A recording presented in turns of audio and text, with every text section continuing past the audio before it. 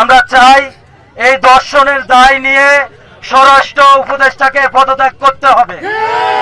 অবিলম্বে আগামী 24 ঘন্টার ভিতরে সকল দর্শনের দায় নিয়ে স্বরাষ্ট্র উপদেষ্টাকে পদত্যাগ করতে হবে। আর স্বরাষ্ট্র উপদেষ্টা যদি পদত্যাগ না করে 6 মাসের যদি বিচার ব্যবস্থার যে সংস্কৃতি ঝুলিয়ে দেয়, তাহলে এই সাধারণ ছাত্র জনতার মানবে না, সাত কলেজ মানবে না, ঢাকার শহর পুরো ব্লকেড হয়ে যাবে। খুব দ্রুত সময়ে স্বরাষ্ট্র উপদেষ্টাকে পদত্যাগ করতে হবে। আর দর্শনের বিরুদ্ধে যে মন গড়া আইন বিচার ব্যবস্থার সংস্কৃতি চালু করেছে, সেইটাকে আরো প্রশমিত করে ন্যূনতম মাত্রায় নিয়ে আসতে হবে। সবাইকে ধন্যবাদ।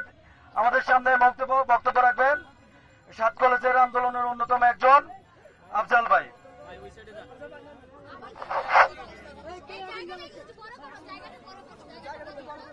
প্রিয় সাংবাদিক ভাইয়েরা, আপনারা সকলেই অবগত আছেন, এই অন্তর্বর্তীকালীন সরকার আসার পরে আমরা দেশে নানা রকম অশৃঙ্খলতা দেখেছি। একের পর এক দর্শন, খুন, ডাকাতি, রাহাজানি, চাঁদাবাদী সহ দেশে এক নৈরাজ্যকর অবস্থা। এই অন্তর্বর্তীকালীন সরকারের স্বরাষ্ট্র উপদেষ্টা সেই সকল দায়িত্বে অবশ্যই তাকে পদত্যাগ করতে হবে। তার সাথে এই দর্শকদের বিচার সর্বোচ্চ মৃত্যুদণ্ড কার্যকর করতে হবে এবং পরবর্তীতে বাংলার মাটিতে যেন কোনো দর্শক আর সাহস না করে কোনো বোনের দিকে কোনো দৃষ্টিতে তাকাতে। ডিজাইন, এলিগেন্স, বিউটি, সেরা পণ্য সবার জন্য জেভিকো। বা কোনো দর্শনের মতো খারাপ কাজ এই দেশে পরিচালনা করতে না পারে। তাই আমাদের সাত কলেজের পক্ষ থেকে অন্তর্বর্তীকালীন সরকারের কাছে আবেদন থাকবে, দ্রুত সময়ের ভিতরে এই দর্শকদের ফাঁসির দাবি নিশ্চিত করুন এবং প্রকাশ্যে দর্শকদের ফাঁসির দাবি করতে হবে এবং সকলের সামনে দর্শকদের বিচার নিশ্চিত করতে হবে। তাহলে বাংলার ছাত্র জনতা কোনোভাবেই তা মেনে নেবে না। এই বলে আমি আমার সংক্ষিপ্ত বক্তব্য শেষ করছি। আচ্ছা ভাই শোনেন আমি বলি,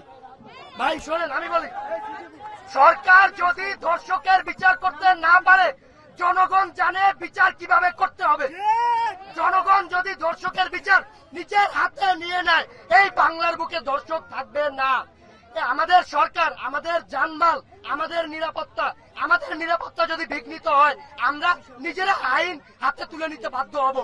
সরকারকে বারবার হুঁশিয়ারি করে দিচ্ছি, বাংলাদেশের ছাত্র জনতাকে আবার 5 আগস্টের মতো নিজের হাতে আইন তুলে নিতে বাধ্য করবেন না।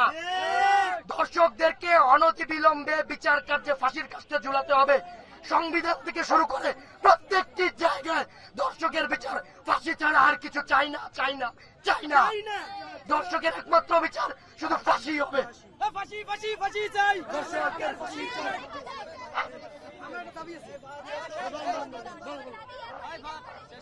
আরেকটি কথা, প্রিয় শিক্ষার্থীবৃন্দ, আরেকটি কথা উল্লেখ করতেই হয়, সারা বাংলাদেশে বিভিন্ন ধর্ষণের মতো যে ন্যাক্কারজনক ঘটনা ঘটছে, সেখানে প্রশাসন গ্রেফতার করছে, কিন্তু কিছুদিনের মধ্যেই তারা আইনের ফাঁক ফোকর থেকে বেরিয়ে আসছে। আমার একটা দাবি, এই যারা আইনের ফাঁক ফোকর থেকে বেরিয়ে আসছে, এর ফলে দেখা যায় যে এই অপরাধ করা থেকে বেরিয়ে আসার কারণে এই অপরাধটাই পরবর্তীতে অপরাধ প্রবণতার ব্র্যান্ড অ্যাম্বাসেডর হিসেবে কাজ করে। তাই আমরা চাই সারা বাংলায় ধর্ষণের বিচার প্রকাশ্যে করতে হবে এবং তীব্র বিচার করতে হবে। এভাবে সারা বাংলার ছাত্র সমাজ অবগত আছে। এই বলে আমি শেষ করছি।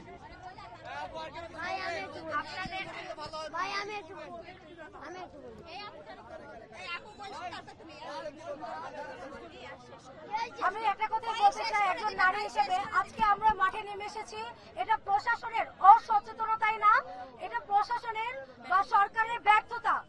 না হলে সারা দেশে এত দর্শন কিভাবে হচ্ছে? একটার পর একটা দর্শনের কোনো বিচার হচ্ছে না। যদি তারা বিচার না করতে পারে, কোনো আইন ব্যবস্থা না নিতে পারে, তারা যে ভিকটিম তার পরিবারের কাছে ছেড়ে দিক, জনগণের কাছে ছেড়ে দিক, দেখো বিচার হয় কি হয় না। 180 দিনে একটা দর্শকের কেন বিচার হবে? 20 দিনের মধ্যে একটা দর্শকের বিচার করে তারা দেখা, দর্শককে ফাঁসি দেওয়া হোক। আজকে আমরা নারীরা কোথাও নিরাপদ না, অনিরাপদে বোধ করছি আমরা। এটা কেন বুঝতে পারছে না তারা? শুধু গদিতে বসে আমরা দেখছি, আমরা খুব সহজে সমাধান করার ট্রাই করব, যত দ্রুত সম্ভব সমাধান করার ট্রাই করব। এসব বললে হবে না, এসব বলার দিন চলে গেছে। প্লিজ আমাদেরকে নিরাপত্তা দিন, আমাদেরকে ঘরে ফিরতে দিন। ধন্যবাদ।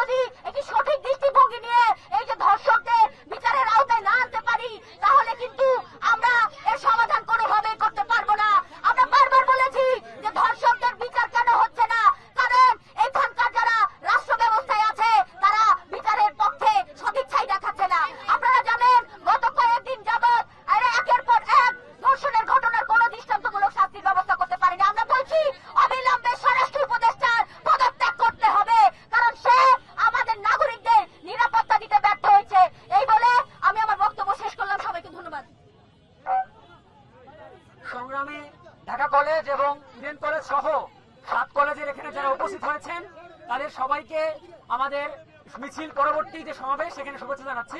প্রথমে আপনারা জানেন সারা দেশে লাগাতার যে ধর্ষণ, নিপীড়ন, চুরি, ছিনতাই, ডাকাতি চলছে, এর বাইরেও আপনারা জানবেন সারা দেশে কিন্তু এই যে অন্যায়গুলো চলছে তার বিরুদ্ধে প্রতিবাদ হচ্ছে। আপনারা দেখেছেন ইডেন কলেজের শিক্ষার্থীরা তারা মশাল মিছিল করেছে, কিছুদিন আগে বিকেরুন্ডেসার ছাত্রীরাও কিন্তু এরকম মিছিলে দাঁড়িয়েছে। বন্ধুগণ, আপনারা শুধুমাত্র এই যে ধর্ষণ চলছে তার বিরুদ্ধে যেমন বলছেন, আপনারা জেনে রাখুন শুধুমাত্র ধর্ষণ নয়, আমাদের দেশে এই যে বাসের মধ্যে, বাস সহ সারা দেশে রাস্তাঘাটে নারীদের উপর যে নিপীড়ন করা হয়, এই যে বাসে নারীদেরকে ব্যাক টাচ করা হয়, বাড়িতে সহ এই যে ডোমেস্টিক ভায়োলেন্স হয়, এগুলোর বিরুদ্ধেও কিন্তু আমাদের এখন বলতে হবে। শুধুমাত্র কিন্তু এই যে ধর্ষণের বিরুদ্ধে আমরা কথা বলছি, নিশ্চয়ই এটা আসার কথা, কিন্তু এর সঙ্গে সঙ্গে ধর্ষণের বিরুদ্ধে আমাদের কিন্তু লাগাতার এই প্রতিবাদগুলো জারি রাখতে হবে এবং যে বিচারহীনতা, এই বিচারহীনতার যে সংস্কৃতি তাকেও ভাঙতে হবে। ফলে আমরা এই মুহূর্তে এখান থেকে দাবি তুলেছি যে এই যে স্বরাষ্ট্র উপদেষ্টা, সে এই যে দিনের পর দিন এই যে অন্যায়গুলো চলছে এবং সে বসে বসে দেখছে, ফলে তার অবিলম্বে চাকরিচ্যুতি আমরা দাবি করছি। ফলে এই কথাগুলো বলে আজকে আমরা এখানে আমাদের সমাবেশ এখানে সমাপ্ত ঘোষণা করছি। সবাইকে ধন্যবাদ। আজকে আমরা এখানে উপস্থিত ছিলাম, সাত কলেজের সকল শিক্ষার্থীবৃন্দ, প্রায় শিক্ষার্থীরা এখানে উপস্থিত ছিলেন এবং সকল শিক্ষার্থীদের ধন্যবাদ জানাচ্ছি এবং সাংবাদিক ভাই বোনদের ধন্যবাদ জানাচ্ছি। আজকে এই বাংলাদেশে সরকার গঠন হয়, সরকারের কাজ থাকে, সরকার বিভিন্ন পর্যায়ে কাজ করে, কিন্তু আমাদের শিক্ষা নিয়ে রাস্তায় নামতে হয়, আমাদের নিরাপত্তা নিয়ে রাস্তায় নামতে হয়। সরকারকে বলবো আমাদের এই শিক্ষা আর এই নিরাপত্তা নিয়ে যাতে রাস্তায় না নামতে হয়, আপনারা সবার আগে চেয়ারে বসে এই কাজটা করেন, তারপরে সমস্ত কাজে হাত দেন।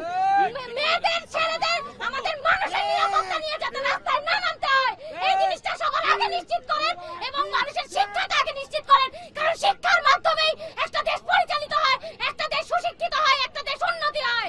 আমি এই বলে আমার বক্তব্য শেষ করছি। সম্মানিত ভাই বোনেরা, আমরা ইতিপূর্বে দেখছি আমাদের দেশে দর্শন চলছে, একটার পর একটা দর্শন হয়ে যাচ্ছে, কিন্তু এটা সুস্থ কোনো বিচার হচ্ছে না। আমরা এজন্য আজকে প্রতিবাদ মিছিল নামাইছি। আমরা দর্শনের বিরুদ্ধে সদা সোচ্চার থাকি এবং থাকবো, এবং যারা আমাদের দেশে দর্শনের মতো এরকম অন্যায় বারে করে আমরা তা প্রতিহত করার জন্য আমাদের সর্বোচ্চ দিয়ে আমরা প্রতিবাদ জানাবো এবং আমরা সাত কলেজের শিক্ষার্থী সর্বদা সব সময় অন্যায়ের বিরুদ্ধে আছি এবং থাকবো। এই বাংলাদেশে আশা করি আর এরকম অন্যায় ঘটবে না। সকল দর্শকরা আশা করি সচেতন হয়ে যাবে। এ বলে আমি আজকে আমার বক্তব্য